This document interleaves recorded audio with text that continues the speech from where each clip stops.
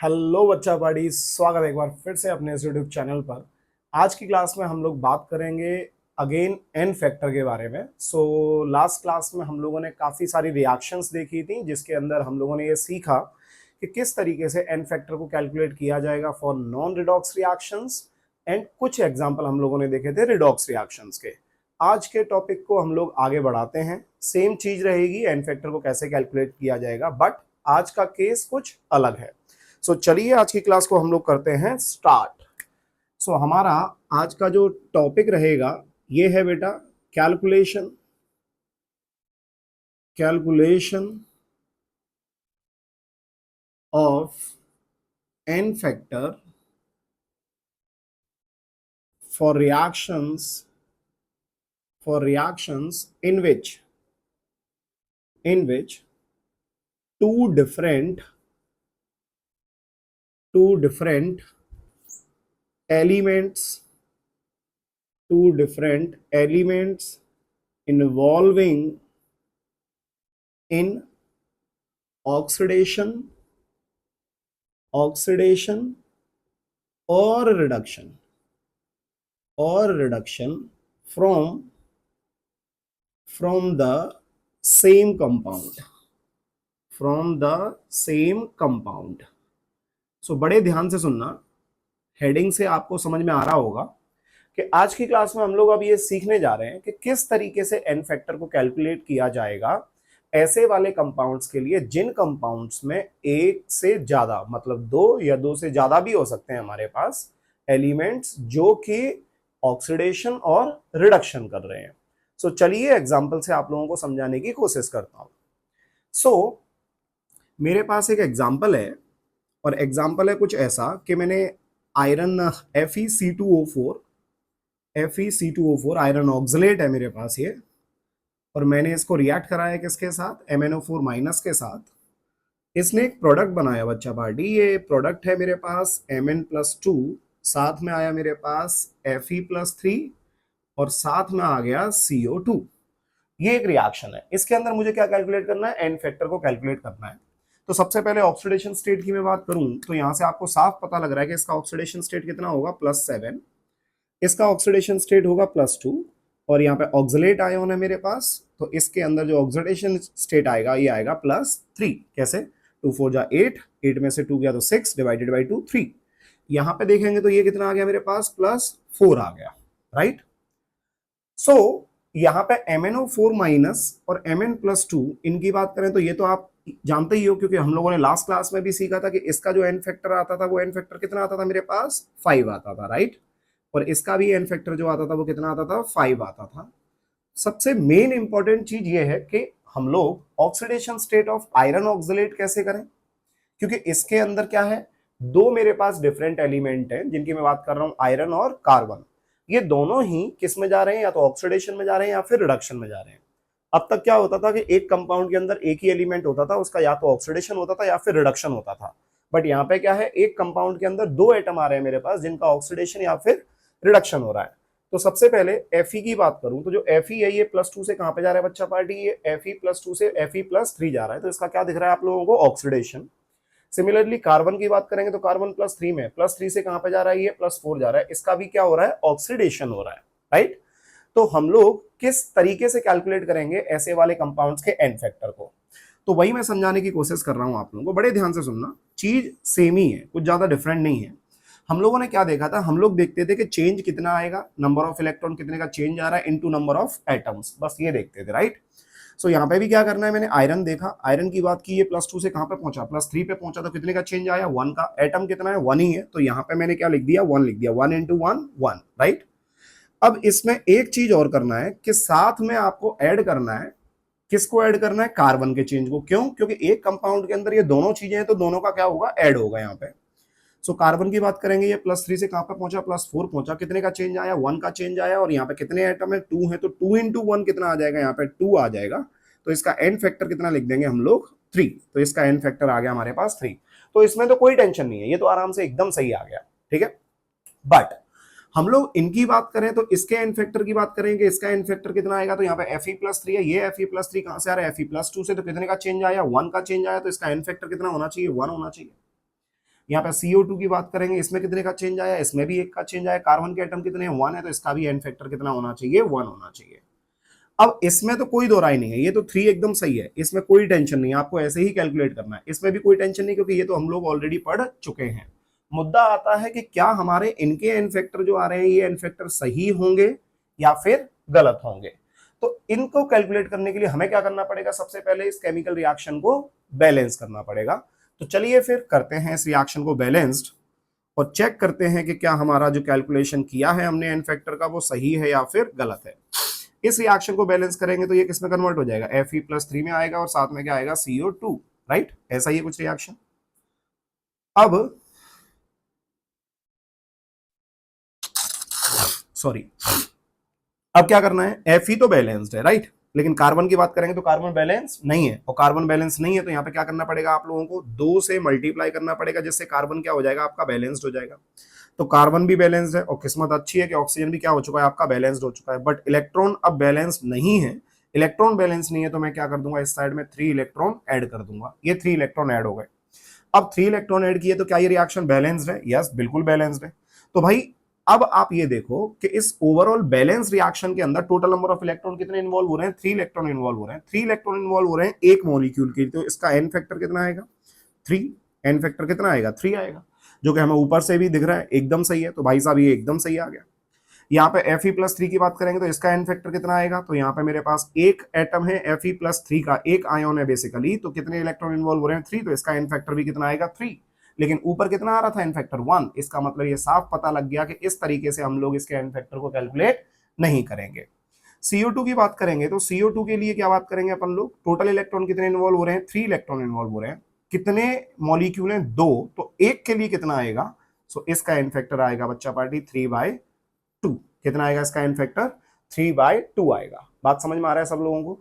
तो आपको यहां से क्या समझ में आना चाहिए कि जब भी आपके पास कोई भी ऐसा सब्सटेंस आ जाएगा, कोई भी ऐसा मॉलिक्यूल आ जाएगा जिसके अंदर एक से ज्यादा एटम ऐसे हों जो कि ऑक्सीडेशन या फिर रिडक्शन कर रहे हों, उस सिचुएशन में आप लोग डायरेक्ट इसका तो सही निकाल लोगे, बट आप इनके एन फैक्टर को कैलकुलेट डायरेक्टली नहीं कर पाओगे। तो आपको क्या करना पड़ेगा, एस को लेके पहले इसको बैलेंस करो, बैलेंस करके देखो कि कितने इलेक्ट्रॉन इन्वॉल्व हो रहे हैं, जो भी इलेक्ट्रॉन इन्वॉल्व हो रहे हैं आपको उसी तरीके से क्या करना है, इनके एन फैक्टर को कैलकुलेट करना है। यदि आप डायरेक्ट कैलकुलेट करने जाओगे तो वो आपका आंसर कैसा आएगा, गलत आएगा। बात समझ में आ गई यहां तक, चलिए। सो ये हो गया हमारे पास एक एग्जाम्पल इसका, और एग्जाम्पल लेते हैं इसके अंदर। क्लियर है सब लोगों को, कोई डाउट तो नहीं है इसके अंदर, ठीक है, चलो एक और एग्जाम्पल लेते हैं।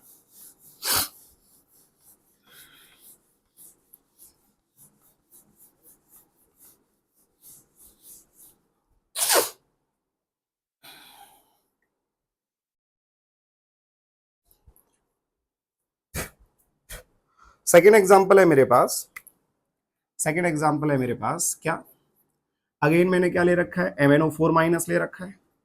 MnO4- को मैंने किसके साथ रिएक्ट कराया, Cu3P, ये ले लिया है मैंने यहाँ पे, और इसने क्या बना दिया है, Mn+2 बना दिया, साथ में क्या बना दिया बच्चा पार्टी, Cu+ बना दिया, और साथ में क्या बना दिया, H3PO4, मान लो ये बना दिया। ठीक है, ये मेरे पास रिएक्शन है। तो जिस तरीके से हम लोगों ने लास्ट रिएक्शन में एन फैक्टर को कैलकुलेट किया था, उसी तरीके से इस रिएक्शन में भी एन फैक्टर को कैलकुलेट करने की कोशिश करते हैं। सो MnO4- Mn+2 में कन्वर्ट हो रहा है। यहाँ पे कितना था ऑक्सीडेशन स्टेट, +7 था, कितने का चेंज आया, 5 का चेंज आया, 5 का चेंज आया, तो इसका एन फैक्टर भी कितना होगा, 5 होगा, इसमें तो कोई डाउट नहीं होना चाहिए। इसके एन फैक्टर की बात करेंगे तो इसका एन फैक्टर भी कितना आएगा, 5 आएगा। अब मुद्दा आता है कि इनके एन फैक्टर को कैसे कैलकुलेट किया जाए, तो फिर से एक बार देखो, यहाँ पे हम लोग बात करेंगे तो ये बेसिकली जो है ये किस में प्रेजेंट है, ये +1 में प्रेजेंट है, ये +1 में प्रेजेंट है, तो 3+ का हो गया, तो ये कितने में आएगा, -3 में आएगा। सो -3 से 2 4 जा 8, ये +5 में गया, और ये +1 से +2 में गया, मतलब इसमें Cu3P में 2 लोग ऐसे हैं जिनका ऑक्सीडेशन या रिडक्शन हो रहा है। तो इसका क्या हो रहा है, इसका भी ऑक्सीडेशन हो रहा है, और फॉस्फोरस का एटम का देखोगे तो इसका भी क्या हो रहा है, ऑक्सीडेशन हो रहा है। तो इसके एन फैक्टर को डायरेक्ट निकालने में कोई दिक्कत नहीं है, मैंने अभी भी बताया था। सबसे पहले क्या करेंगे, कॉपर देखा, कॉपर के अंदर कितने का चेंज आया, 1 का चेंज आया, कितने एटम है, 3 है, तो इसका वैल्यू तो कितना आ जाएगा, 3 आ जाएगा। इसका ऑक्सीडेशन हो रहा है और इसका भी ऑक्सीडेशन हो रहा है, इसीलिए दोनों को ऐड कर देंगे। सर यदि एक का ऑक्सीडेशन हो रहा हो और दूसरे वाले एटम का रिडक्शन हो रहा हो तो, अरे तो भैया ऑक्सीडेशन में से रिडक्शन वाली चीज को माइनस कर देना, ठीक है। अब फॉस्फोरस के कितने एटम है 1, यहाँ पे कितने एटम है 1, कितने का चेंज आया तो -3 से 5 तक जा रहा है तो 8 का चेंज आया तो 8 + 3 कितना आ जाएगा मेरे पास 11 आ जाएगा। कितना आ जाएगा 11, राइट। सो यहाँ पे टोटल एन फैक्टर जो Cu3p का होगा बेटा वो कितना आएगा मेरे पास 11 आएगा। अब इसका देखें तो वो तो गलत आने वाला है डायरेक्ट, ऐसे मैंने आपको बताया था कि जब तक रिएक्शन को बैलेंस नहीं करोगे इस तरीके से इनके लिए आप कैलकुलेट नहीं कर पाओगे। तो यहाँ पे कितने का चेंज आया 1 का चेंज आया तो इसके हिसाब से एन फैक्टर कितना आना चाहिए 1। H3PO4 की बात करोगे तो यहाँ पे +5 में है, कितने से चेंज आया 8 से, तो इसका एन फैक्टर कितना आना चाहिए मेरे पास 8 आना चाहिए। अब इन दोनों के लिए अपन लोग चेक कर लेते हैं रिएक्शन को बैलेंस करके कि क्या हमारे पास इसका 1 और 8 ही आएगा क्या। चलिए देखते हैं। तो इस साइड मेरे पास क्या है, ये Cu3p ले लिया मैंने। अब ये Cu3p जो होगा बेटा ये कन्वर्ट होगा किसके अंदर, ये Cu+2 के अंदर कन्वर्ट हो रहा है, साथ में क्या बना रहा है H3PO4 बना रहा है। इस रिएक्शन को बैलेंस करने के लिए सबसे पहले कॉपर इधर कितने हैं 3, तो इधर भी कितने कॉपर हो जाएंगे 3 कॉपर हो जाएंगे। फॉस्फोरस कितना है, एक ही है फॉस्फोरस, इधर भी एक ही फॉस्फोरस है। इस साइड में हम लोग देखेंगे तो कितने हाइड्रोजन, सॉरी किसको बैलेंस करते थे तो मैंने आपको पढ़ाया है AOHC, सबसे पहले एटम को बैलेंस करेंगे, फिर oxygen, then hydrogen, then charge. तो ऑक्सीजन इधर कितने दिख रहे हैं आपको 4, तो इधर 4 दिख रहे हैं तो इस साइड में कितने आने चाहिए 4H2। ठीक है, ऑक्सीजन को बैलेंस करने के लिए क्या डालना पड़ेगा H2O, तो 4H2O हो गया। अब ये 4H2O हो गया तो अब ऑक्सीजन तो बैलेंस्ड हो गया, अब किसको बैलेंस करेंगे हाइड्रोजन को। तो इधर कितने हाइड्रोजन है 3 और इधर कितने हाइड्रोजन है 8, इधर 8 है इधर 3 है तो इधर कितना ऐड करना पड़ेगा 5H+ ऐड करना पड़ेगा, 5H+ ऐड करना पड़ेगा। तो अब हाइड्रोजन भी बैलेंस्ड हो गया। अब बचा चार्ज, चार्ज की बात करेंगे तो एक कॉपर पे +2 है तो 3 कॉपर पे कितना होगा +6 होगा, +6 और ये 5 कितना हो जाएगा 11 इलेक्ट्रॉन इस साइड में ऐड करने पड़ेंगे, जिससे ओवरऑल इधर भी 0 चार्ज हो जाएगा और इधर तो ऑलरेडी 0 चार्ज है। ठीक है, अब Cu3p के कितने मॉलिक्यूल हैं, एक, 2 होते तो कितना होता 11/2, 3 होते तो कितना होता 11/3, 4 होते तो कितना होता 11/4। समझ में आ गया। तो एक मॉलिक्यूल के लिए निकालते हैं अपन लोग एन फैक्टर को, तो एन फैक्टर इसका कितना आ जाएगा टोटल 11 ही आ जाएगा, और ऊपर भी दिख रहा है कि 11 है तो मतलब ये वाला वैल्यू कैसा है मेरे पास सही है। ठीक है, अब Cu+2 की बात करेंगे बच्चा पार्टी, तो यहाँ पे एन फैक्टर जो आना चाहिए वो कितना आना चाहिए 11 इलेक्ट्रॉन है तो 11 डिवाइडेड बाय कितने आ रहे हैं कॉपर 3, तो 11/3 होगा। लेकिन यहाँ पे देखो 1 आ रहा है तो ये कैसा आ जाएगा मेरे पास गलत, समझे, ये 11/3 आ जाएगा। H3PO4 की बात करेंगे, H3PO4 का एन फैक्टर कितना आएगा इसके अंदर, तो बेटा टोटल मॉलिक्यूल कितना है एक ही है, एक ही मॉलिक्यूल है, कितने इलेक्ट्रॉन इन्वॉल्व हो रहे हैं 11, तो इसका एन फैक्टर भी कितना आएगा 11 ही आएगा। तो इस तरीके से हम लोग क्या कर सकते हैं बच्चा पार्टी, इनके एन फैक्टर को कैलकुलेट कर सकते हैं। चलिए और एग्जांपल ले लेते हैं, और एग्जांपल ले लेते हैं। मिटाऊं इसको, चलो इसको मिटा देता हूं।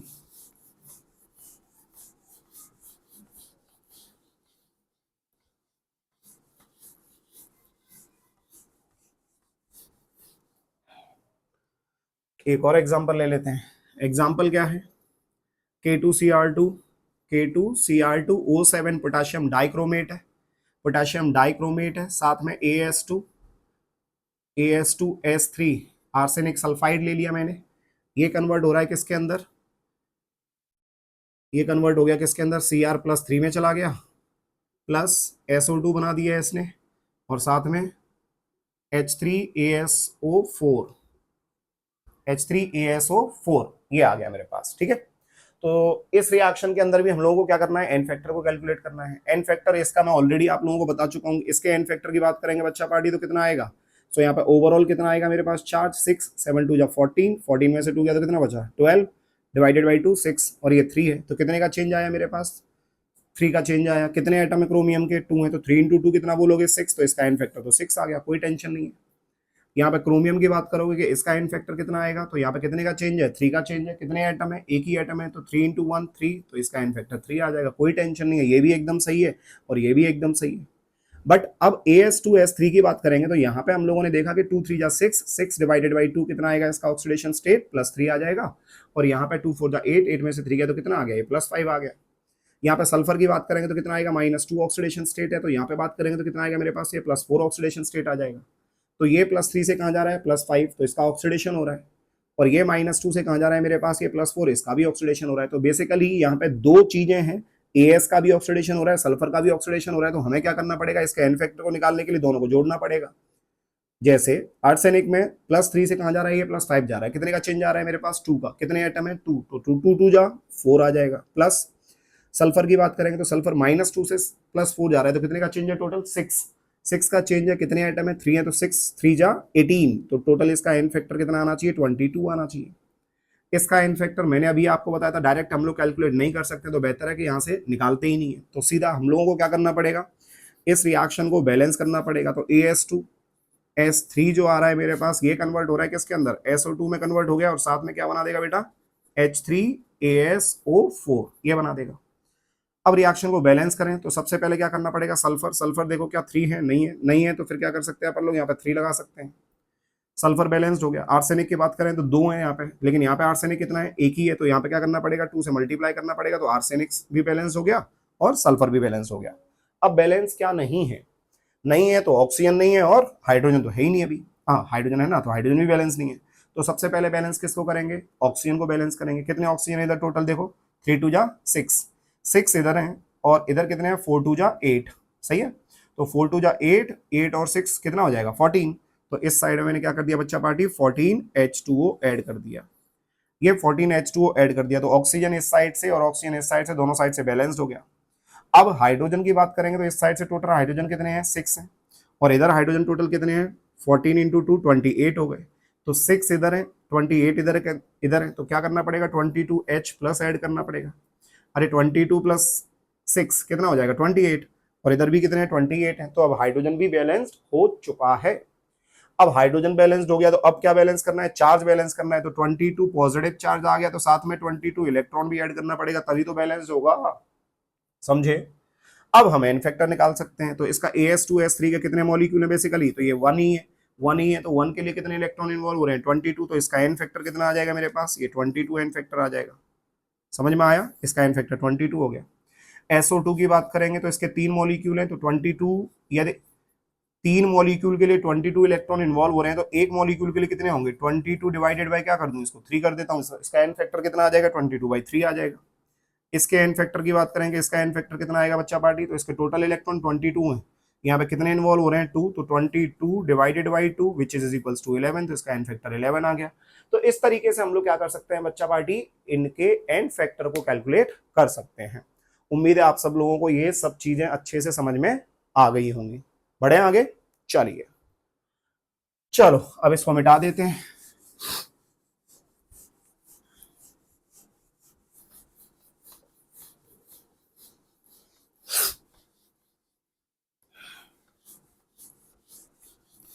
अगला जो चीज है बच्चों, हम लोग देखने जा रहे हैं कि कैलकुलेशन ऑफ किसका एन फैक्टर फॉर किसके लिए, डिस्प्रोपोर्शनेशन रिएक्शंस। तो जो डिस्प्रोपोर्शनेशन रिएक्शंस होती हैं उनके लिए एन फैक्टर को कैसे कैलकुलेट किया जाएगा वो समझने की कोशिश करते हैं, चलिए देखते हैं। So next is what, calculation, calculation of किसका, ऑफ एन फैक्टर फॉर किसके लिए, for disproportionation, for disproportionation reactions, conditions apply. Spelling मत देखना दोस्त, है ना कि क्या स्पेलिंग है, काम समझो कि क्या कैलकुलेट कर रहे हैं, समझे। सो नेक्स्ट क्या है मेरे पास, calculation of N factor for किसके लिए, डिस्प्रोपोर्शनेशन रिएक्शंस। सो मैं एक एग्जांपल लेता हूं, बड़े एग्जांपल से समझने की कोशिश करना कि क्या होता है। सो मैंने क्या किया, मान लो मेरे पास कोई भी एक ए नाम का बंदा है, ये ए नाम का कोई भी एक मेरे पास एटम है, और ये बेसिकली कन्वर्ट हो रहा है किसके अंदर, A प्लस एन में गया, साथ में A माइनस एन में कन्वर्ट हुआ। ये समझ में आ रहा है, किस किस में कन्वर्ट हो रहा है, जल्दी बोलो फटाफट से। A जो है A प्लस एन में कन्वर्ट हो रहा है, और A जो है यही कन्वर्ट हो रहा है A माइनस एन के अंदर। तो यहाँ से साफ साफ अपने को दिख रहा है कि जो मेरे पास A होगा, ये A जो होगा ये इसका ऑक्सीडेशन हो गया क्योंकि प्लस एन हो रहा है, और ये इसका क्या हो गया मेरे पास, रिडक्शन हो गया क्योंकि माइनस एन हो रहा है। तो हमें सबसे पहले क्या करना पड़ेगा, इन रिएक्शंस को, पहले तो मैंने क्या लिखा, इस साइड में क्या लिख दिया, ये ऑक्सीडेशन है, और ये जो है मेरे पास ये क्या हो गया बच्चा पार्टी, रिडक्शन। तो जब एक ही बंदा ऑक्सीडेशन भी कर रहा हो और रिडक्शन भी कर रहा हो, ऐसी वाली रिएक्शंस को अपन लोग डिस्प्रोपोर्शनेशन रिएक्शंस के नाम से जानते हैं, और ये हम लोग ऑलरेडी पढ़ चुके हैं कि कौन कौन से टाइप की हमारे पास रिडॉक्स रिएक्शंस होती हैं। सो ऐसी रिएक्शंस में एन फैक्टर को कैसे कैलकुलेट किया जाएगा वो समझने की कोशिश करते हैं, समझिए। तो सबसे पहले मैंने क्या किया, सबसे पहले मैंने ऑक्सीडेशन वाली रिएक्शन को एक तरफ लिखा, सबसे पहले मैंने ऑक्सीडेशन वाली रिएक्शन को एक तरफ लिखा, और वो रिएक्शन क्या है, ए जो है ये कन्वर्ट हो रहा है A प्लस एन में, तो कितने इलेक्ट्रॉन रिलीज किए होंगे इसमें, एन इलेक्ट्रॉन रिलीज किए होंगे, राइट। सिमिलरली यदि मैं ऑक्सीडेशन के बाद में जो दूसरा रिएक्शन है मेरे पास वो कौन सा है, रिडक्शन है। रिडक्शन है तो वो रिएक्शन क्या है मेरे पास, जो ए होगा ये कन्वर्ट हो रहा है किसके अंदर, ए माइनस एन में कन्वर्ट हो रहा है। तो मतलब यदि ए माइनस एन में इसका रिडक्शन हुआ है तो कितने इलेक्ट्रॉन इसने एक्सेप्ट किए होंगे, तो इसने एन इलेक्ट्रॉन को एक्सेप्ट किया होगा, इसने एन इलेक्ट्रॉन को एक्सेप्ट किया होगा। या फिर एक काम कर सकते हैं, इसको क्या लिख दूं यहाँ पे N1 लिख देता हूं और इसको क्या लिख देता हूं, N2 लिख देता हूं। तो ये मेरे पास कितना आ जाएगा N1 इलेक्ट्रॉन, और यहाँ पे ये कितना आ जाएगा N2 इलेक्ट्रॉन, और ये N2। समझ में आ गया। सो N1 और N2 ये इस तरीके से हम लोगों ने क्या कर दिया, इसको डिफाइन कर दिया। अब मैं क्या कर सकता हूं, ध्यान से सुनना।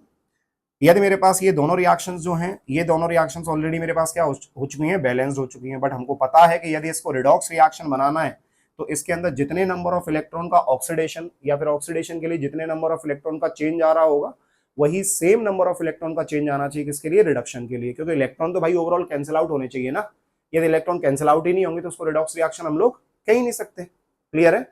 तो सबसे पहले हम लोग क्या करेंगे, इसमें इन दोनों रिएक्शंस को मैंने क्या किया, दोनों रिएक्शंस को आपस में ऐड करने की कोशिश कर रहा हूं। बड़े ध्यान से सुनना। ये ऑक्सीडेशन वाला रिएक्शन था, ये रिडक्शन वाला रिएक्शन है। तो मैंने क्या लिख दिया इसको, मैंने लिख दिया इसको A plus N2 electron gives A minus N2, ये आ गया A माइनस N2। ध्यान देना सब लोग, है ना।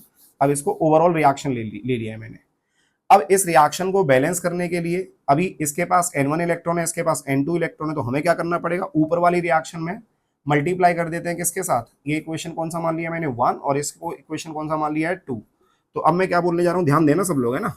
Multiply multiply by equation, multiply by किसके द्वारा, N2 इन किसके अंदर, इन इक्वेशन किसके अंदर first, and N1 and N1 by N1 and by N1 electron in equation किसके अंदर 2। ठीक है। सो पहली वाली रिएक्शन में किसका मल्टीप्लाई करना है, N2 इलेक्ट्रॉन का, और दूसरी वाली रिएक्शन में किसका मल्टीप्लाई करना है, N1 इलेक्ट्रॉन का। तो देखते हैं क्या आएगा, देखते हैं क्या आएगा। सो इस साइड में समझने की कोशिश करो बेटा। एक सेकंड रुकना है ना, एसी ऑन करता हूं यार।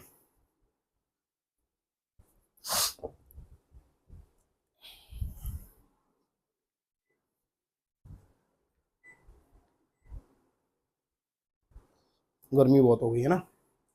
चलो। सो ये मेरे पास रिएक्शन आ गई थी और इसमें मेरे को क्या करना है, जस्ट मल्टीप्लाई करना है। सो यहाँ पे सबसे पहले ऊपर वाली रिएक्शन के लिए मैं बात करूं तो क्या कर सकते हैं, N2 इलेक्ट्रॉन का मल्टीप्लाई करना है। तो इसमें क्या आ जाएगा, A इंटू किसका आ जाएगा बेटा, N2 इलेक्ट्रॉन गिव्स, इसके साथ भी मल्टीप्लाई होगा यहाँ पे। तो A प्लस N1 इंटू क्या आ जाएगा, N2 इलेक्ट्रॉन, और साथ में क्या आ जाएगा, N1 इंटू N2 इलेक्ट्रॉन। समझ में आ गया। ये पहली वाली इक्वेशन हो गई। क्लियर है। चलो दूसरी वाली रिएक्शन में क्या करेंगे, दूसरी वाली रिएक्शन में N1 का मल्टीप्लाई करना है। तो ये क्या आ जाएगा मेरे पास, A into N1 electron plus इस साइड में क्या हो जाएगा, N1 into N2 electron gives A into A minus N2 into N1 electron. सही है क्या, बिल्कुल सही है, N1 इलेक्ट्रॉन। ये मेरे पास ओवरऑल रिएक्शन आ गया, ये मेरे पास ओवरऑल रिएक्शन आ गया। अब मैं क्या कर सकता हूं, यहां से मुझे साफ साफ दिख रहा है कि टोटल नंबर ऑफ इलेक्ट्रॉन कितने हैं, इस साइड में N1 इंटू N2 इलेक्ट्रॉन है, और इस साइड में भी कितने N1 इंटू N2 इलेक्ट्रॉन है। तो इन दोनों को मैंने क्या कर दिया बच्चा पार्टी, कैंसिल आउट कर दिया। ठीक है, सेम इलेक्ट्रॉन है ना भाई, तो कैंसिल आउट हो सकते हैं। तो ये दोनों को मैंने क्या कर दिया, कैंसिल आउट कर दिया। इस साइड से देखेंगे तो क्या आ जाएगा मेरे पास, ए मैंने कॉमन ले लिया है, ए मैंने क्या ले लिया, कॉमन ले लिया। तो यहां से क्या आ जाएगा, N1 प्लस N2, ये आ जाएगा N1 प्लस N2 आ जाएगा मेरे पास। क्लियर है। अब यहां पे एक काम और करना है, क्या, इस इलेक्ट्रॉन को अभी जस्ट मैं हटा दूं तो यहां पे कितना आ जाएगा मेरे पास, A into N1 plus N2 gives, इस साइड से क्या बचेगा, A टाइम्स ऑफ किसका, प्लस N1 इंटू N2। तो N2 आगे लिख देता हूं, N2 क्या लिख देता हूं, आगे लिख देता हूं। सही है। प्लस प्लस N1 इंटू क्या लिख देता हूं, A into minus of N2। Clear है सब लोगों को। सो इसको भी थोड़ा सुंदर बनाने के लिए क्या लिख देता हूं मैं इसको, N1 इंटू या N1 plus N2, N1 plus N2, और इंटू क्या आ जाएगा मेरे पास A। सो ये हमारे पास ओवरऑल रिएक्शन आ गई। ध्यान देना सब लोग, ये मेरे पास क्या आ गई, ओवरऑल रिएक्शन आ गई। ये मेरे पास क्या आ गई, ओवरऑल यहाँ पे इसको भी ऐसे लिख दो, इलेक्ट्रॉन को गोली मारो, N1 N2 के साथ मल्टीप्लाई कर दिया, ठीक है। सो ये मेरे पास ओवरऑल इस तरीके से रिएक्शन आ गई।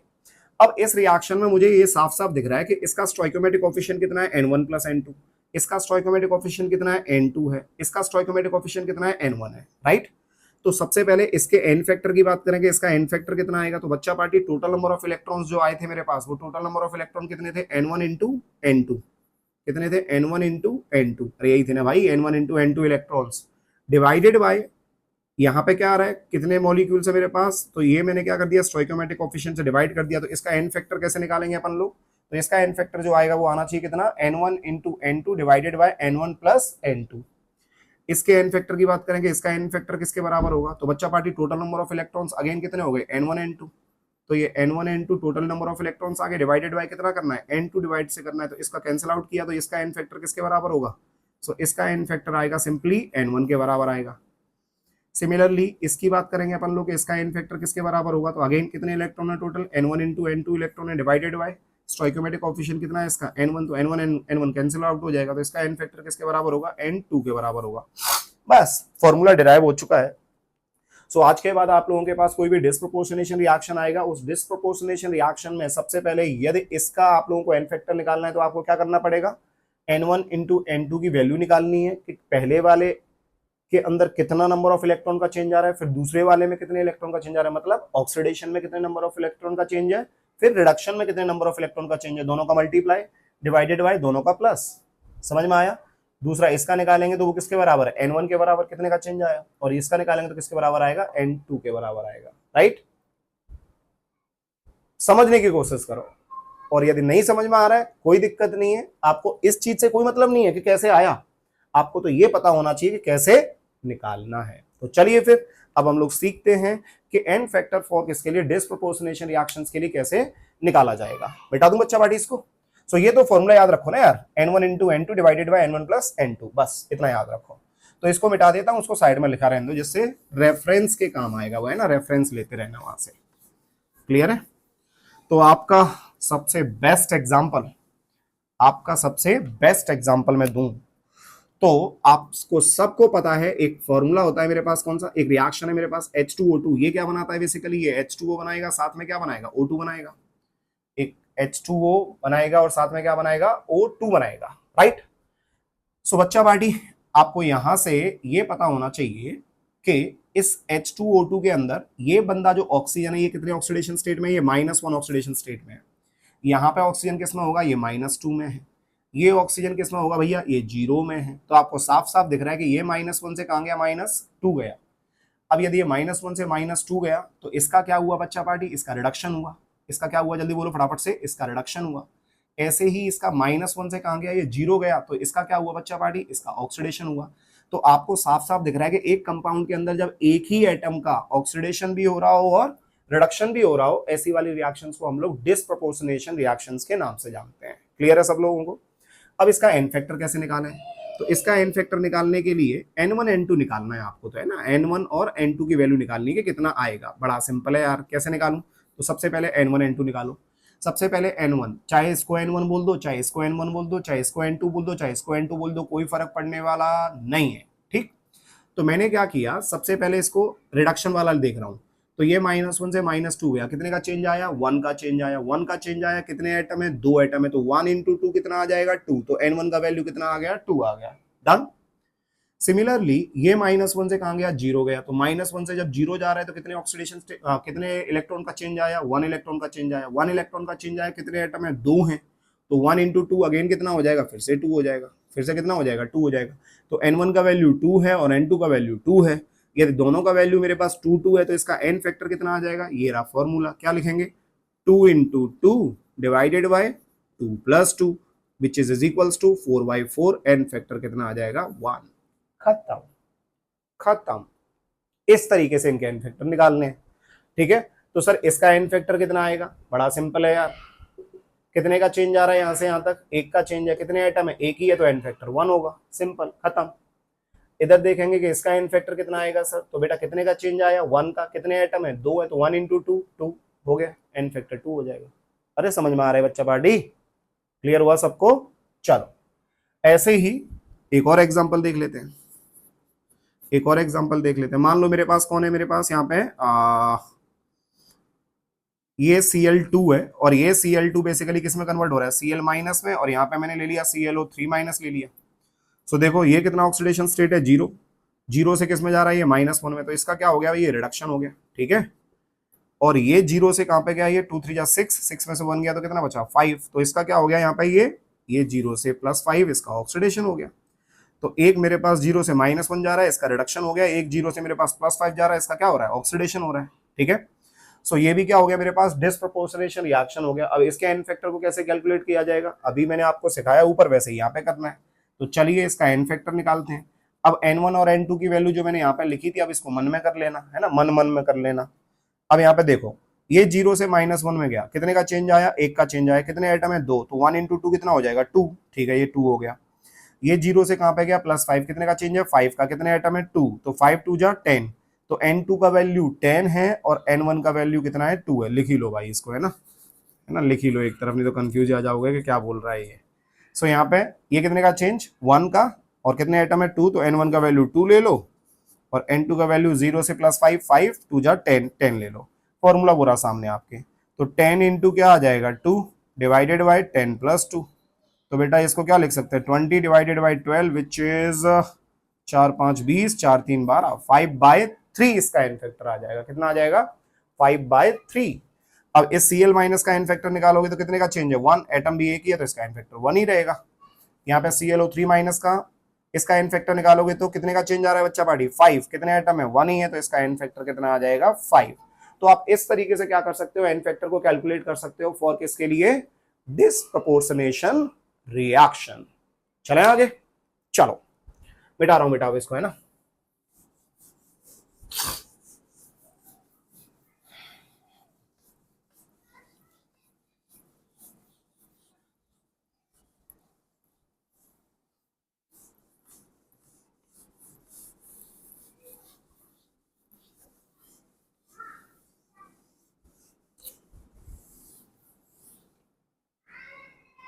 चलो बेटा, सो नेक्स्ट है मेरे पास ये कुछ, ये अपना दोस्त आ गया है ना, और ये दोस्त क्या बोल रहा है, बेसिकली ये बोल रहा है कि हमें याद रखना है ना, ये याद रखना, इंपॉर्टेंट पॉइंट्स हैं। सो इंपॉर्टेंट पॉइंट्स है बेटा, पहला पॉइंट क्या है, एन फैक्टर। एन फैक्टर के लिए बात कर रहा हूं मैं, तो इनको आप लोगों को याद रखना है, क्योंकि जब हम लोग इस चैप्टर के अंदर टाइट्रेशन से रिलेटेड क्वेश्चन सॉल्व करते हैं तो उनके अंदर इन चीजों का यूज बहुत ज्यादा होता है, जो कि मैं अभी आपको पढ़ाने वाला हूं। तो आप लोग बड़े अच्छे से इसको याद रखना, क्योंकि यदि आपको ये याद नहीं होगा तो बेटा हम लोग टाइट्रेशन से रिलेटेड क्वेश्चन को सॉल्व नहीं कर पाएंगे। तो अभी बेसिक चल रहा है हमारा, हम लोग क्वेश्चंस करना मोस्ट प्रोबेबली आज की क्लास के बाद में स्टार्ट हो जाएगा कि किस तरीके के क्वेश्चंस इस चैप्टर में हम लोगों को सॉल्व करने हैं, ठीक है। तो सबसे पहला पॉइंट है बेटा किसका, मान लो मेरे पास KMnO4 है, पोटाशियम पर मैग्नेट। ये पोटाशियम पर मैग्नेट का एन फैक्टर जो होता है बेटा, ये डिपेंड करता है कि किस मीडियम में हम लोग इसको ले रहे हैं, राइट। तो एक मीडियम मेरे पास कौन सा हो सकता है, एसिडिक मीडियम। एक मीडियम कौन सा हो सकता है,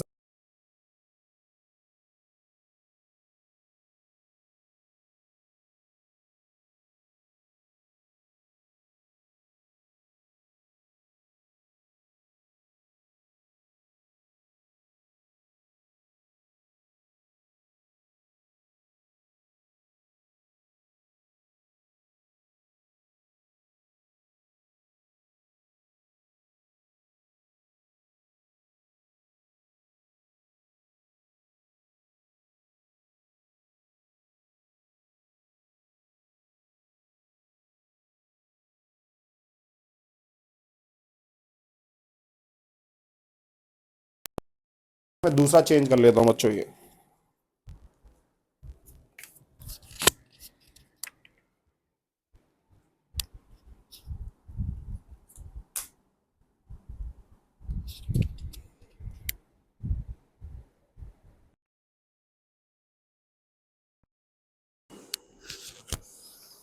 आज सब कुछ हो रहा है ना, चलो।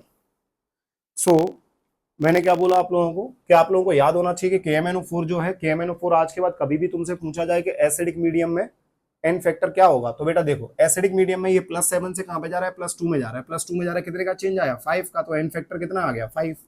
तो याद रखो ना भाई कि KMnO4 जो होगा एसिडिक मीडियम में हमेशा एन फैक्टर कितना आएगा? उसका 5 आएगा। सिमिलरली न्यूट्रल हो, न्यूट्रल मीडियम हो या फिर बेसिक मीडियम सिंपली दे रखा हो तो 7 से 4 कितने का चेंज आया? 3 का। तो इसका एन फैक्टर कितना आ जाएगा मेरे पास? इसका एन फैक्टर 3 आ जाएगा। ऐसे ही KMnO4 की बात करेंगे तो ये +7 ऑक्सीडेशन स्टेट में +7 से 6 में गया, तो इसका एन फैक्टर कितने का चेंज आया? 1 का। तो इसका एन फैक्टर कितना आना चाहिए? 1 आना चाहिए। तो ये हो गया हमारे पास KMnO4 की कहानी, जो कि आप लोगों को एकदम याद रखनी है। ठीक है। दूसरा देखो बेटा, मेरे पास कौन है? H2O2 है। अब ये H2O2 जो है ये क्या बना रहा है? ये एक बार H2O बनाएगा और यही H2O2 जो है ये क्या बना रहा है? ये एक बार O2 बनाएगा। अब आप खुद देखना, ये -1 से कहां गया? -2। क्या हुआ भैया? इसका रिडक्शन। ये -1 से कहां गया? 0। क्या हुआ भैया? इसका ऑक्सीडेशन। इसको ऑक्सीडेशन कराने के लिए एक बंदा आएगा, उस बंदे का नाम होगा ऑक्सीडाइजिंग एजेंट। अब ये ऑक्सीडाइजिंग एजेंट क्या होता है, रिड्यूसिंग एजेंट क्या होता है, ये मैं आप लोगों को अगली क्लास में समझाता हूं कि ऑक्सीडाइजिंग एजेंट किसे कहते हैं और रिड्यूसिंग एजेंट किसे कहते हैं।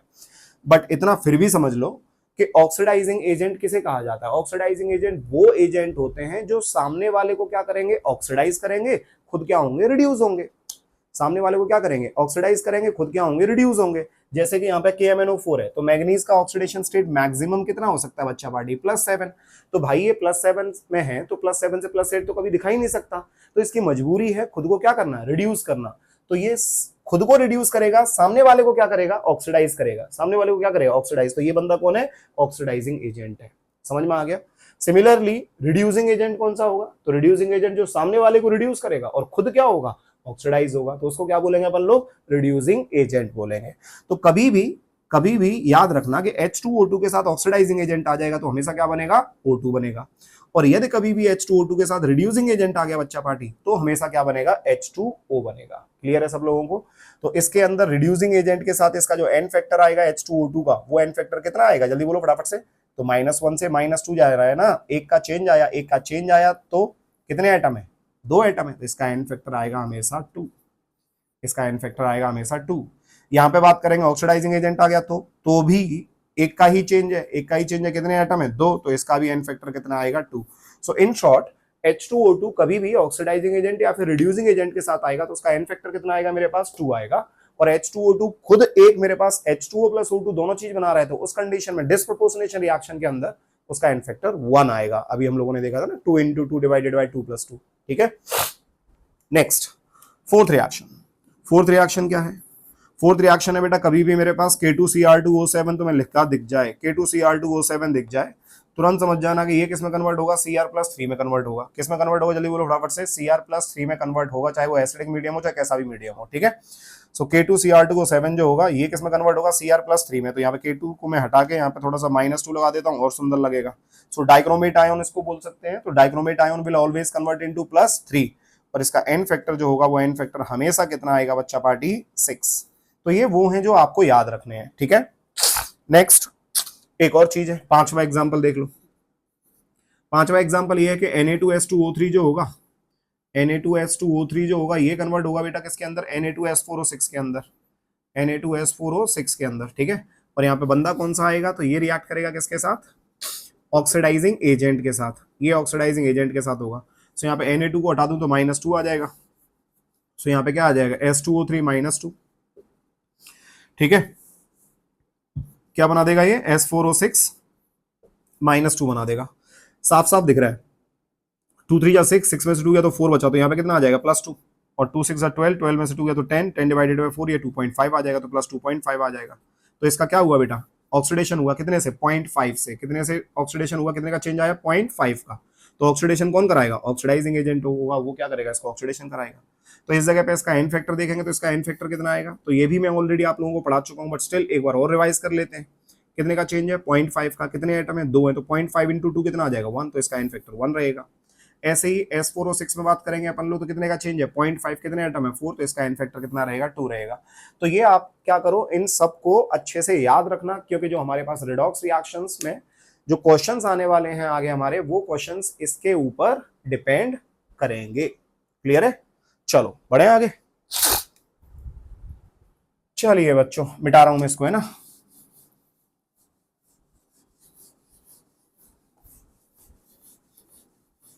और भी केसेस हैं, और भी केसेस हैं, तो साथ ही साथ अपन लोग बताता चलूंगा मैं तुम लोगों को कि कौन कौन से केसेस आपको याद रखने हैं, बट ये काफी इंपॉर्टेंट है जो कि हमें याद रहने ही रहने चाहिए।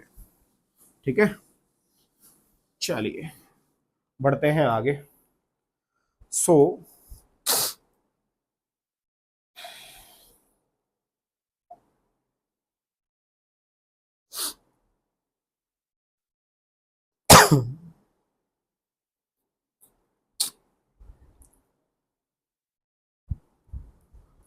चलो नेक्स्ट इज, अब हम देखते हैं नॉर्मेलिटी क्या होती है। तो बेटा जिस तरीके से मोलारिटी थी, मोलारिटी को अपन लोग क्या बोलते थे, मोलारिटी को अपन लोग क्या बोलते थे, मोलारिटी को बोलते थे अपन लोग नंबर ऑफ मोल्स किसके, सॉल्यूट जो भी है, डिवाइडेड बाय वॉल्यूम ऑफ किसका, सॉल्यूशन, वॉल्यूम ऑफ किसका, सॉल्यूशन। सिमिलरली यहाँ पे नॉर्मेलिटी जो होती है किसके बराबर होती है, नंबर ऑफ किसका, इक्विवेलेंट, नंबर ऑफ किसका, इक्विवेलेंट, डिवाइडेड बाय क्या आ जाएगा, वॉल्यूम ऑफ किसका, सॉल्यूशन। ठीक है, वॉल्यूम ऑफ किसका, सॉल्यूशन। तो दोनों में कुछ ज्यादा डिफरेंस नहीं है, वहां पे क्या था मेरे पास, नंबर ऑफ मोल्स था, और यहाँ पे क्या है, नंबर ऑफ इक्विवेलेंट्स है। समझ में आ गया सब लोगों को, चलो ठीक है। सो नंबर ऑफ इक्विवेलेंट्स, अब बेटा नंबर ऑफ इक्विवेलेंट्स को हम लोगों ने क्या लिखा था, number of moles into N factor. Number of equivalents को क्या लिखा था हम लोगों ने, नंबर ऑफ इक्विवेलेंट्स को हम लोगों ने क्या लिखा था, जल्दी बोलो फटाफट से। सो नंबर ऑफ इक्विवेलेंट्स जो थे हमारे पास, ये किसके बराबर थे, number of moles into N factor के बराबर थे। अब मैंने क्या किया, इस नंबर ऑफ इक्विवेलेंट्स को यहाँ पे पुट कर दिया, जैसे ही पुट करूंगा तो ये क्या आ जाएगा, number of moles into N factor divided by क्या है, वॉल्यूम है इन लीटर। अब number of moles divided by volume किसके बराबर होता है, मोलैरिटी के बराबर होता है। तो भाई ये वाला जो टर्म होगा किसके बराबर आ जाएगा, मोलैरिटी के बराबर। तो यहीं से हम लोग क्या बोल सकते हैं, इसको मैं मिटा देता हूँ, है ना। यहाँ से हम लोग क्या बोल सकते हैं कि ये जो नॉर्मेलिटी होगा ये बराबर आ जाएगा molarity, molarity into N factor. समझ में आया, जल्दी बोलो फटाफट से, क्लियर है सब लोगों को। सो आपके पास फॉर्मूले आ गए किसके, नॉर्मेलिटी के। नॉर्मेलिटी किसके बराबर होगा, number of equivalents divided by volume of solution in litre, और यही नॉर्मेलिटी बराबर होगा किसके, मोलैरिटी इनटू एन फैक्टर के। क्लियर है, और नंबर ऑफ इक्विवेलेंट्स किसके बराबर है, number of moles into N factor के बराबर है। क्लियर है, next number of equivalents, number of equivalents की बात करें, सो नंबर ऑफ इक्विवेलेंट्स और क्या लिख सकते हो, तो आपको पता है कि ये वॉल्यूम ऑफ सॉल्यूशन है, नॉर्मेलिटी है, तो यहाँ पे क्या लिख सकते हैं, वॉल्यूम ऑफ सॉल्यूशन। तो वॉल्यूम किस में आएगा, लीटर में, इनटू किसके साथ मल्टीप्लाई कर दूं, नॉर्मेलिटी के साथ। तो नॉर्मेलिटी जब डायरेक्ट क्वेश्चन में दे रखी है आपको, तो जस्ट क्या करो, वॉल्यूम के साथ मल्टीप्लाई करो, तो आपका डायरेक्ट क्या आ जाएगा, नंबर ऑफ इक्विवेलेंट्स आ जाएगा।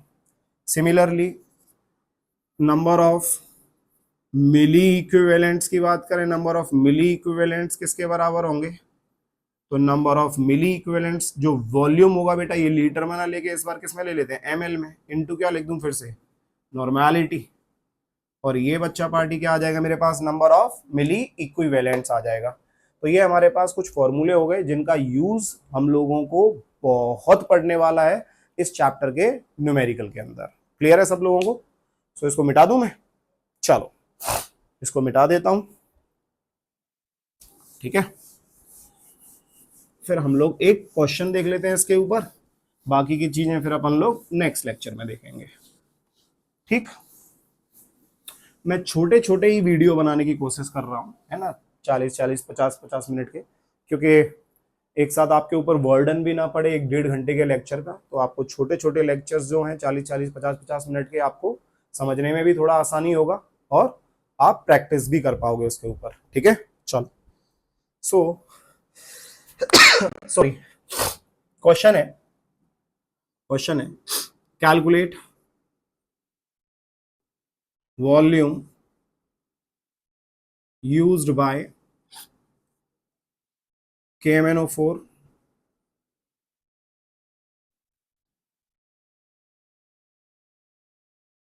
Calculate volume used by 5 molar, ऐसे लिख दो, है ना, calculate volume used, calculate volume used for titration, titration of किसका, 5 molar KMnO4 Calculate volume used for titration of 5 molar KMnO4 to complete complete neutralization of किसका, to complete neutralisation of इसका reduction, तो oxidation हो जाएगा उसका H2S इन किसके अंदर, acidic medium, in acidic medium. So basically हम लोगों को ये देखना है कि जो 5 मोलर KMnO4 है इसका कितना वॉल्यूम यूज्ड होगा टू कंप्लीट न्यूट्रलाइजेशन ऑफ किसका, H2S इन एसिडिक मीडियम। अब H2S का वैल्यू जो है आप लोगों को ये दे रखा है, इसका दे दिया मान लो 200 ml दिया हुआ है और साथ में 2 मोलर दिया हुआ है, राइट। 200 ml और साथ में क्या दिया हुआ है, 2 मोलर दिया हुआ है। सॉरी। सो ये इंफॉर्मेशन आपके पास गिवन है। अब इसको क्या कर लेते हैं हम लोग, सॉल्व कर लेते हैं, ठीक है। सो क्या करना है बच्चा पार्टी, कुछ नहीं करना है, जस्ट रिएक्शन लिखना है। KMnO4 जो होगा, ये KMnO4 किसके साथ रिएक्ट करेगा, बेसिकली H2S के साथ रिएक्ट करेगा, सही है। और ये H2S जो है मेरे पास, मान लो इसने क्या बना दिया, SO2 बना दिया। क्या बना दिया इसने, SO2 बना दिया, साथ में इसने क्या बना दिया, Mn+2 बना दिया, राइट। ये -2 से बेसिकली किस में कन्वर्ट हो रहा है, ये +4 में कन्वर्ट हो रहा है, ठीक है। और ये +7 से किस में कन्वर्ट होगा, ये +2 में कन्वर्ट होगा। कब, जब यहाँ पे H+ एसिडिक मीडियम जो ले लिया हमने, है ना। अब क्या करना है, इसकी मैं बात करूं तो इसके नंबर ऑफ इक्विवेलेंट्स के बराबर होने चाहिए। तो सबसे पहले मैं इसका एन फैक्टर निकालूं, तो इसका एन फैक्टर कितना आएगा, साफ साफ दिख रहा है, +7 से +2 गया तो एन फैक्टर कितना आ गया, 5। यहाँ पे इसके एन फैक्टर की बात करूंगा तो इसका एन फैक्टर कितना आएगा, -2 से 4 जा रहा है बेटा, तो कितने का चेंज आ रहा है, 6। तो इसका एन फैक्टर 6 आ गया। इसका एन फैक्टर कितना आ गया मेरे पास, 6 आ गया। क्लियर है सबको। अब नंबर ऑफ इक्विवेलेंट्स इसका और नंबर ऑफ इक्विवेलेंट उसका, दोनों कैसे होंगे, सेम होंगे। सो यहाँ पे आप लोगों को क्या करना है, मोलैरिटी दे रखा है ना भाई, मोलैरिटी है। तो इसका क्या लिख सकते हैं अपन लोग, एन फैक्टर कितना है, 5 इंटू मोलैरिटी कितनी है, 5 इंटू वॉल्यूम, ये आ गया। ये वॉल्यूम किसमें लिया है मैंने, लीटर में ले लिया है, ठीक है। तो N factor into molarity into volume, क्योंकि मोलैरिटी इंटू वॉल्यूम क्या होता है, नंबर ऑफ मोल्स। तो number of moles into N factor किसके बराबर हो गया, अरे number of moles into N factor किसके बराबर हो गया, इसके नंबर ऑफ इक्विवेलेंट्स के बराबर हो गया। ये बराबर होना चाहिए किसके, एन फैक्टर इसका 6 इंटू मोलैरिटी कितनी है इसकी, 2 मोलर है, इंटू वॉल्यूम इन लीटर। तो 200 ml में, तो 200 ml को कितना लिख सकते हैं, 0.2 लीटर लिख सकते हैं। क्लियर है, बस हो गया।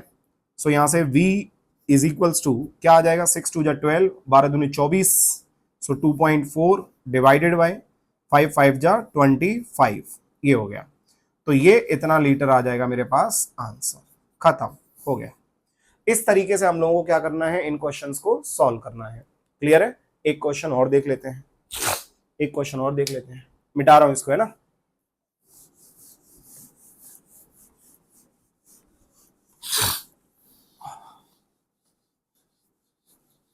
बहुत इजी है भाई, बहुत इजी है। आपको एन फैक्टर आ गया तो समझ लो आप ये क्वेश्चन इजीली कर पाओगे, ठीक है। सो एक क्वेश्चन और देख लेते हैं। क्वेश्चन है, calculate volume of 0.1 normal K2Cr2O7। Question है, कैलकुलेट वॉल्यूम ऑफ किसका, 0.1 normal K2Cr2O7। Calculate volume of 0.1 normal K2Cr2O7 required to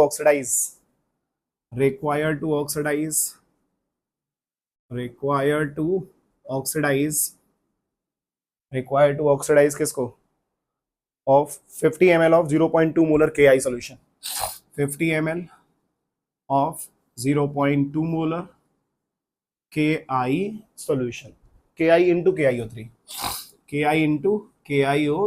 ये है क्वेश्चन बेसिकली। चलो सो सॉल्व करते हैं इस क्वेश्चन को। तो बेटा जी इस क्वेश्चन को सॉल्व करने के लिए सबसे पहले क्या करना पड़ेगा, रिएक्शन लिखना पड़ेगा। अभी मैंने आपको बताया था कि K2Cr2O7 ये लिया प्लस क्या ले लिया, Ki, तो ये बेसिकली किसमें कन्वर्ट हो जाएगा, Cr+3 प्लस KiO3, उसी ने बता दिया ऑलरेडी, है ना। तो सबसे पहले इसका एन फैक्टर निकाल लेते हैं। इसका एन फैक्टर किसके बराबर होगा, सॉल्व भी नहीं करना, याद रखो 6। इसका एन फैक्टर किसके बराबर होगा, तो ये -1 है और ये 2 3 6 और ये गया 1, तो ये 5 आ गया। तो -1 से 5 कितने का चेंज आया, 6 का, तो ये 6 आ गया, सही है। तो इसका भी एन फैक्टर 6 है, इसका भी एन फैक्टर 6 है, मजा आ गया, कट जाएगा ये तो, है ना। अब इसका नॉर्मेलिटी दे रखा है यहाँ पे, है ना, इसका नॉर्मेलिटी दिया हुआ है। सो अब अपन लोगों को करना क्या है, नॉर्मेलिटी दे रखा है तो नंबर ऑफ इक्विवेलेंट जो आते हैं मेरे पास वो किसके बराबर आ जाएंगे, नॉर्मेलिटी इनटू वॉल्यूम। तो इसके एन फैक्टर की जरूरत अपने को नहीं है, तो मैं क्या लिख सकता हूं यहाँ पे, नंबर ऑफ इक्विवेलेंट जो आएंगे किसके बराबर आएंगे, नॉर्मेलिटी इनटू वॉल्यूम। ये आ गया K2Cr2O7 का, ये इज इक्वल्स टू हो जाएगा किसके, इसका मोलैरिटी दे रखा है और ml दे रखा है। सो मोलैरिटी इनटू एन फैक्टर, तो एन फैक्टर कितना है 6 इंटू 50 डिवाइडेड बाय क्या कर दिया मैंने 1000, इसको किसमें ले लिया, लीटर में, इनटू मोलैरिटी कितनी है 0.2, तो molarity into volume is number of moles into N factor number of equivalent. So number of equivalent is equals to इसके नंबर ऑफ इक्विवेलेंट, यही तो कहता है लॉ ऑफ इक्विवेलेंस, ठीक है। सो नॉर्मेलिटी इसकी कितनी दे रखी है बच्चा पार्टी, इसकी नॉर्मेलिटी 0.1 है, तो 0.1 इंटू वी, ये किसमें आएगा, लीटर में आएगा। सो v इज इक्वल्स टू कितना हो जाएगा, ये 0 से 0 कैंसिल आउट हो जाएगा, सही है, 6 5 जा 30, 30 इंटू 0.2, इसका 6 हो जाएगा, तो 6 डिवाइडेड बाय कितना बचा, ये 100, 6 डिवाइडेड बाय 100 यहाँ से आ जाएगा, और डिवाइडेड बाय कितना कर सकते हैं 0.1, सही है, क्लियर है ना, डिवाइडेड बाय 0.1 ऐसे आएगा ना भाई, ठीक है। तो इसको अपन लोग ऐसे लिखें तो इसको क्या लिख सकते हैं, 6 डिवाइडेड बाय 100 हो जाएगा इंटू 1 अपॉन कितना हो जाएगा 0.1, 1 अपॉन कितना हो जाएगा 0.1, सो 6/10 लिख सकता हूँ इसको मैं, 6/10, और ये 6/10 हो गया तो कितना आ जाएगा 0.6, तो 0.6 लीटर के करीब होना चाहिए आंसर, बिल्कुल सही है ना, ml में दे रखा है आंसर, तो इसका वॉल्यूम कितना हो जाएगा मेरे पास 600 ml, 600 ml आंसर आ जाएगा। तो इस तरीके से हम लोग क्या कर सकते हैं, इन क्वेश्चंस को सॉल्व कर सकते हैं। उम्मीद है आप सब लोगों को ये लेक्चर अच्छे से समझ में आया होगा, जो भी मैंने आज आपको पढ़ाया है वो अच्छे से क्लियर हुआ होगा। किसी भी बच्चे को इफ इन केस फिर भी डाउट रहता है तो वो बच्चा कमेंट सेक्शन में जाके बता सकता है, कोई भी प्रॉब्लम आएगी मैं डेफिनेटली उसका वहां पे रिवर्ट कर दूंगा। बाकी का मस्त तरीके से पढ़ते रहिए बच्चा पार्टी, और इसके ऊपर क्वेश्चंस बहुत सारे सॉल्व करिए, क्योंकि यदि सिर्फ पढ़ के रह जाओगे, क्वेश्चन सॉल्व नहीं करोगे तो चीजें समझ में नहीं आएंगी, ठीक है। तो चलिए फिर आज की क्लास को हम लोग करते हैं यहीं पे खत्म, मिलेंगे हम लोग अगले लेक्चर में, तब तक के लिए बाय बाय।